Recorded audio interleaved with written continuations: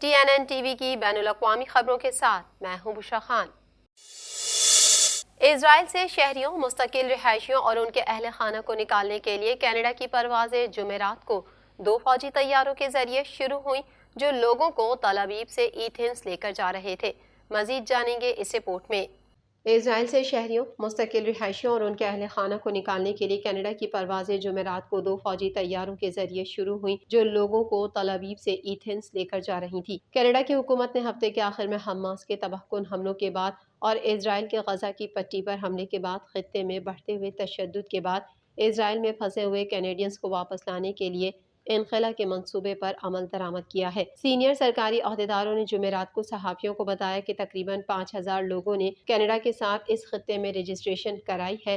हुकूमत का कहना है कि उसने खित्ता छोड़ने के ख्वाहां 1600 अफराद से मालूमात इकट्ठी की हैं, जिनमें से 800 इजराइल में हैं। अहदेदारों ने कहा, ये तमाम लोग फौजी तैयारों पर परवास करने के ख्वाहां नहीं होंगे। हुक्काम ने जुमेरात को कहा, वो कैनेडियनों के लिए रवानगी के दीगर ऑप्शंस भी तलाश कर रहे हैं, जिसमें सरहद पार उर्दन तक ज़मीनी सफ़र भी शामिल है। जुमेरात की सपहर शुमाल मगरबी इलाकों में एक खिताब के दौरान ट्रूडो ने कहा कि कनाडा के बाशिंदों को ले जाने वाली पहली परवाज एथेंस में बाहिफाजत उतरी थी। ट्रूडो ने यह भी कहा कि हुकूमत उन लोगों को निकालने के लिए दूसरे ऑप्शंस पर गौर करेगी जो तल अवीव के हवाई अड्डे तक नहीं पहुंच सकते। ट्रूडो ने कहा कि कनाडा, इजराइल और गजा दोनों में ज़रूरतमंदों के लिए मजीद $10 मिलियन की इंसानी इमदाद फराहम करेगा। वाज़े खित्ते में तशद्दुद की वजह से दुनिया भर के ममालिक में कायम फ़िज़ाई कंपनियों ने इजराइल जाने और जाने वाली परवाजें बंद कर दी हैं। दूसरी जानिब RCMP का कहना है कि वो सोशल मीडिया पर कनाडा की यहूदी बिरादरी को दरपेश खतरात से आगाह है और आवाम से हाई अलर्ट रहने की अपील कर रहा है।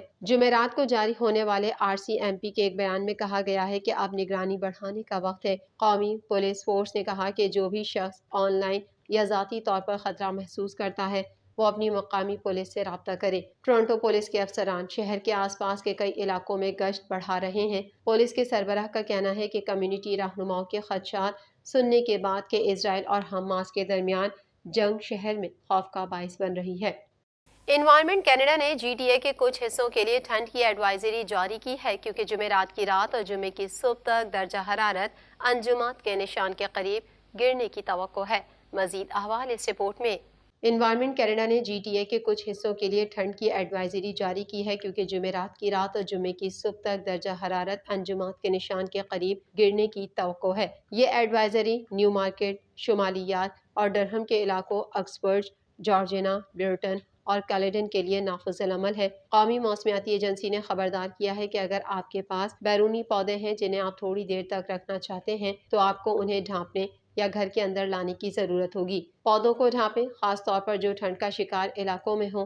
ठंड से हसास पौधों और दरख्तों की हिफाजत के लिए एहतियाती तदाबीर इख्तियार करें। दरी असना टोरंटो में रात भर दर्जा हरारत 6 सेंटीग्रेड तक गिरने की तवक्को है। जुमे की रात इस इलाके में बारिश शुरू हो जाएगी, जबकि कुछ लोग खिजा के मौसम के ठंडे मौसम को कबूल कर रहे हैं। ये गुज़िश्ता हफ्ते ही था जब GTA के रिहायशियों ने मौसम खिजा की एक गैर मामूली गर्मी की लहर के दरमियान रिकॉर्ड तोड़ गर्मी का तजुर्बा किया। सर्द मौसम थैंक्सगिविंग के तवील वीकेंड से पहले पहुंच गया। एनवायरमेंट कनाडा के मुताबिक इस वीकेंड पर शहर का कम से कम दर्जा हरारत इतवार की रात 6 और ज़्यादा से ज़्यादा दर्जा हरारत हफ्ते के रोज़ 13 डिग्री सेंटीग्रेड रहने की तवक्को है।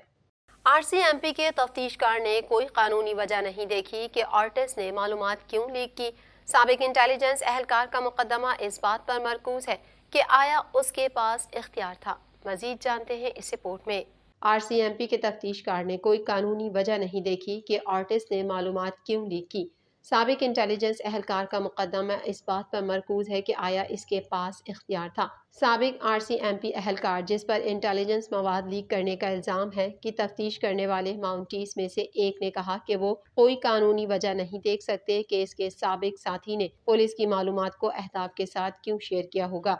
सार्जेंट पीटर नलीफोर्स के साथ एक 19 साल तजुर्बाकार ने प्रोजेक्ट एस के बारे में सवाल के जवाब दिए, क्योंकि ज्यूरी के मुकदमे की समाअत थैंक्सगिविंग वक्फे के बाद दोबारा शुरू हुई। उन्होंने कहा, मेरा काम खास तौर पर इस बात का शवाहिद का पता लगाना था कि क्या शेयर किया गया था, और उन मालूमात को शेयर करने की वजह मेरे लिए नाकाबिल फहम थी। नेली RCMP के एक 19 साल तजुर्बाकार ने कहा कि आर्टिस्ट पर बैनुल-अक़वामी मनी लॉन्ड्रिंग सिंडिकेट के मुबैना साथियों को लीक करने का इल्ज़ाम है, जिससे पुलिस के अहदाफ को حکام سے ایک قدم آگے رہنے میں مدد مل سکتی تھی اور وہ خفیہ ایجنٹ کو بے نقاب کر سکتا تھا۔ 51 سالہ آرٹسٹ کو 6 الزامات کا سامنا ہے، جن میں سیکیورٹی آف انفارمیشن ایکٹ کی خلاف ورزی کے 4 الزامات بھی شامل ہیں۔ اس پر سلیم ہنری اور محمد اشرف کے ساتھ جان بوجھ کر اور بغیر اختیار کے خصوصی آپریشنل معلومات شیئر کرنے کا الزام ہے۔ اسے فرزام مہدی زادہ کے ساتھ خصوصی آپریشنل معلومات کا اشتراک کرنے کی کوششوں کا بھی سامنا ہے۔ کراؤن پروسیکیوٹر جوڈی کلیور نے اپنے ابتدائی ریمارکس کے دوران جیوری کو بتایا کہ کیس کی زیادہ تر تفصیلات متنازع نہیں ہیں۔ اس نے کہا کہ تنازع کا بنیادی نکتہ یہ ہے کہ کیا آرٹسٹ کو اس نے جو کچھ کیا اس کے بارے میں بات کرنے کا اختیار دیا گیا تھا۔ آرٹسٹ نے اپنے خلاف لگائے گئے الزامات کا اعتراف نہیں کیا۔ دفاعی وکیل مارک آرٹل نے صحافیوں کو بتایا کہ دفاع کا خیال ہے کہ یہ ثابت کر سکتا ہے کہ اس کے پاس ہر کام کرنے کا اختیار تھا۔ کراؤن نے کہا کہ آرٹسٹ کے اپارٹمنٹ سے ملنے والی USB کلید سے برآمد ہونے والی معلومات سے پتہ چلتا ہے کہ وہ مہدی زادہ کے ساتھ شیئر کرنے کے لیے معلومات اکٹھا کر رہا ہے، جس میں میاں سے امریکی ڈرگ انفورسمنٹ ایڈمنسٹریشن کی تحقیقات کے بارے میں معلومات بھی شامل ہیں۔ اسرائیل نے غزہ میں رہائشی کمپاؤنڈ پر بمباری کر دی، جس کے نتیجے میں مزید 45 فلسطینی شہید ہو گئے، جس کے بعد شہید فلسطینیوں کی تعداد 1570 ہو گئی۔ مزید احوال اس رپورٹ میں۔ اسرائیل نے غزہ میں رہائشی کمپاؤنڈ پر بمباری کر دی، جس کے نتیجے میں مزید 45 فلسطینی شہید ہو گئے، جس کے بعد شہید فلسطینیوں کی تعداد 1570 ہو گئی۔ اسرائیل کی جانب سے غزہ میں بدترین بمباری کا سلسلہ جاری ہے۔ اسرائیل نے 6 روز میں غزہ پر 6000 بم گرا دیے، جبکہ 4000 ٹن بارود برسانے کا بھی اعتراف کیا ہے۔ اسرائیل نے شمالی غزہ کے 11 لاکھ افراد کو 24 گھنٹوں میں علاقہ چھوڑنے کی وارننگ دے دی اور کہا غزہ سٹی میں شدت کا آپریشن ہوگا۔ 2,20,000 فلسطینی اقوام متحدہ کے اسکولوں میں پناہ لینے پر مجبور ہیں۔ اسپتالوں میں زخمیوں کے لیے بستر اور دوائیں کم پڑ گئیں اور بجلی بند ہونے سے وینٹی لیٹرز چلانا مشکل ہو گیا۔ اسرائیل نے فلسطینیوں پر خوراک، پانی، بجلی بند کر دی اور بچے دودھ کو ترسنے لگے۔ فلسطینی حکام کا کہنا ہے کہ اسپتال کے جنریٹرز میں صرف 4 دن کا ایندھن بچا ہے۔ تفصیلات کے مطابق اسرائیل نے غزہ کے 11 لاکھ رہائشیوں کو 24 گھنٹے میں علاقہ خالی کرنے کی دھمکی دے دی۔ اسرائیل نے غزہ پر فضائی بمباری کے بعد زمینی حملوں کی تیاری بھی مکمل کر لی۔ اسرائیلی فوج کی غزہ پر ٹینکوں کے ذریعے حملہ کرنے کی تیاری جاری ہے۔ اس سلسلے میں شمالی سرحدی علاقوں پر جدید ٹینک اور فوجی دستے تعینات کر دیے ہیں، جبکہ لاکھوں فوجیوں کو بھی غزہ کی سرحد پر تعینات کر دیا گیا۔ دوسری جانب اقوام متحدہ نے خبردار کیا ہے کہ اسرائیل کا غزہ خالی کرانے کا منصوبہ تباہ کن ثابت ہوگا اور مطالبہ کیا کہ اسرائیل غزہ کی آبادیوں کو خالی کرانے کا حکم واپس لے۔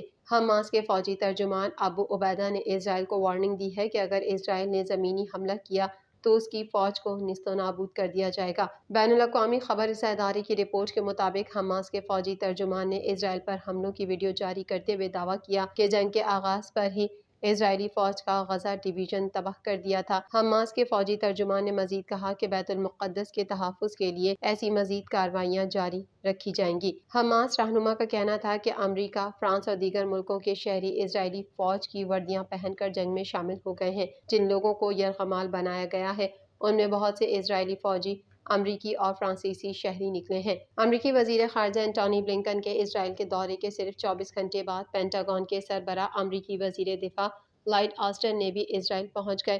غیر ملکی میڈیا رپورٹ کے مطابق امریکی وزیر دفاع اسرائیلی وزیر اعظم نیتن یاہو اور دیگر اعلیٰ اسرائیلی عہدیداروں سے غزہ میں حماس کے ساتھ جاری جنگ پر تبادلہ خیال کریں گے۔ دوسری جانب امریکی وزیر خارجہ آج فلسطینی صدر محمود عباس سے ملاقات کریں گے۔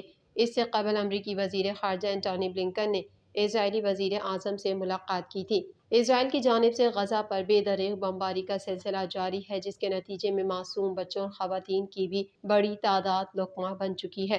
ایسے میں ایران نے اسرائیل کو خبردار کرتے ہوئے کہا کہ حملے بند نہ کیے گئے تو نیا محاذ کھل سکتا ہے۔ حماس کے حملوں کے بعد اسرائیل میں ہیجانی صورتحال برقرار ہے۔ اسرائیل کی وزیر اطلاعات گالت ڈسٹل اچانک مستعفی ہو گئی۔ غیر ملکی میڈیا کے مطابق اسرائیل کی وزیر اطلاعات کا کہنا ہے کہ بے اختیار وزارت کو چلانا اسرائیلی خزانے کے لیے نقصان دہ ہے۔ گالت ڈسٹل نے سوشل میڈیا پوسٹ میں لکھا کہ موجودہ حالات میں فنڈز کی اہمیت کے پیش نظر فیصلہ کیا کہ اطلاعات آفس ملک کے لیے کوئی قابل ذکر خدمات سر انجام نہیں دے سکتا اور ملک کی بہتری سب سے اہم ہے۔ اس لیے میں ملکی خزانہ بچانے کے لیے اپنے عہدے سے استعفیٰ دے رہی ہوں۔ شمالی کوریا کے سربراہ کم جونگ ان نے ایک انٹرویو میں کہا کہ غزہ میں ہونے والی لڑائی اسرائیل کی طرف سے فلسطینیوں کے خلاف مسلسل زیادتیوں کی وجہ سے ہے۔ غزہ میں ہونے والی خونریزی کا ذمہ دار اسرائیل ہے۔ کم جونگ ان نے مزید کہا کہ فلسطین عربوں اور مسلمانوں تک منحصر نہیں بلکہ یہ ان کی آزادی کا مسئلہ ہے۔ اسرائیل جنگی قوانین کو نظر انداز کر کر غزہ پر مسلسل بمباری کر رہا ہے۔ امریکہ کے سابق صدر ڈونلڈ ٹرمپ نے لبنان کی مزاحمتی تنظیم حزب اللہ کو انتہائی اسمارٹ جبکہ اسرائیلی وزیر دفاع یوآف گالنٹ کو احمق قرار دیا ہے۔ ٹرمپ نے کہا کہ جو اسرائیل میں ہوا وہ پہلے کسی نے دیکھا تک نہ تھا۔ سابق صدر نے الزام لگایا کہ حماس کے ان حملوں کے پیچھے ممکنہ طور پر ایران ہے۔ ٹرمپ نے ساتھ ہی اسرائیلی وزیر اعظم بن نتن یاہو پر طنز کیا کہ وہ یہ بات کبھی نہیں بھلا پائیں گے کہ نتن یاہو نے ایرانی کمانڈر میجر جنرل قاسم سلیمانی کو سن 2020 میں نشانہ بنانے کے معاملے پر انہیں مایوس کیا تھا۔ دنیا بھر میں اسرائیلی حملوں کے خلاف اور مظلوم فلسطینیوں کے حق میں مظاہرے اور ریلیاں نکالی گئیں۔ کینیڈا کے شہر ٹورنٹو میں فلسطینیوں کے حق میں اسرائیلی قونصلیٹ تک مارچ کیا گیا۔ جنوبی افریقہ کے شہروں جوہانسبرگ اور کیپ ٹاؤن میں بھی اسرائیلی حملوں کے خلاف ریلیاں نکالی گئیں۔ سویڈن میں پہلی بار مسلمانوں کی مقدس کتاب قرآن پاک کی بے حرمتی کرنے والے ملعون شخص کو عدالت نے سزا سنا دی۔ مزید جانیں گے اس رپورٹ میں۔ سویڈن میں پہلی بار مسلمانوں کی مقدس کتاب قرآن پاک کی بے حرمتی کرنے والے ملعون شخص کو عدالت نے سزا سنا دی۔ غیر ملکی میڈیا کی رپورٹ کے مطابق سویڈن کی مقامی عدالت کی جانب سے ملعون شخص کو دی جانے والی سزا ایک ایسے وقت میں سامنے آئی جب ملک میں قرآن پاک کی بے حرمتی کے متعدد واقعات رپورٹ ہو چکے ہیں۔ وسطی سویڈن میں لنکوپنگ ڈسٹرکٹ کورٹ نے 27 سالہ ملعون کو مسلمانوں کی مقدس کتاب کی بے حرمتی میں ملوث پایا۔ عدالت نے ریمارکس دیے کہ مجرم کے گھناؤنے اقدام سے نہ صرف اسلام بلکہ مسلمانوں کو بھی نشانہ بنایا۔ مجرم نے سال 2020 میں قرآن پاک کو نذر آتش کر کے ویڈیو سوشل میڈیا پر شیئر کی تھی۔ عدالت نے کہا کہ مجرم نے ویڈیو میں جس میوزک کا استعمال کیا اس کا تعلق 2019 میں نیوزی لینڈ میں چرچ پر ہونے والے حملے سے ہے جس میں 51 افراد ہلاک ہوئے تھے۔ مجرم نے الزام کی تردید کرتے ہوئے کہا کہ میرا مقصد صرف اسلام کو تنقید کا نشانہ بنانا تھا، تاہم عدالت نے ملعون کے بیان کو مسترد کر دیا۔ عدالت نے ریمارکس دیے کہ کورٹ نے محسوس کیا کہ اس طرح کے مواد والے فلم کے لیے منتخب میوزک کو مسلمانوں کے خلاف خطرے کے سوا کسی اور طرح سے تعبیر نہیں کیا جا سکتا۔ TNN ٹی وی کے نیوز بلیٹن میں فی الحال اتنا ہی۔ مزید خبروں اور اپڈیٹس کے لیے دیکھتے رہیے TNN ٹی وی۔